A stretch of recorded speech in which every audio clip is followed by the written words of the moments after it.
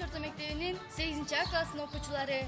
Düşün kızı Elnura 14 yaşta. Сүйүркү Жаркынай 14 жашта. Жомарт Бөкөнбаев Ажал менен арнамыз. Карагай көккө тирелген, калың чыр токойрасы, карайып бүтүн уюлган кан жүргөн согуш талаасы.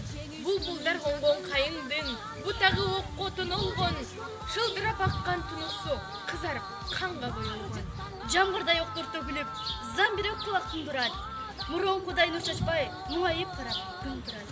Араба менен ат қайрап, тамыры менен бақ қайрап, қадимдеп тұрған қара жер, қайғырып бозды, тұрдыйлап. Өзі чошол қайрында, ышқырып ажал бейледі, өмірді қолды өкчүгөн, өзімдің күчті кім деді?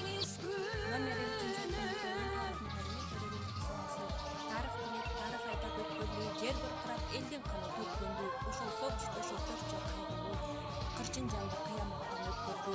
Мына шулар шейит деп билебиз, өлсө дагы үмүт күтүп жүрөбүз. Аттарынан тамгаларына таасим кылып башыбыз ийебиз. Мартен бешин тектеп турган көз жумбай. Күндүр түндүр иште күйүп жанганбыз, жеңиш күнүн жакындатып алганбыз. Бул жеңиш күн майрам, бары жыттанга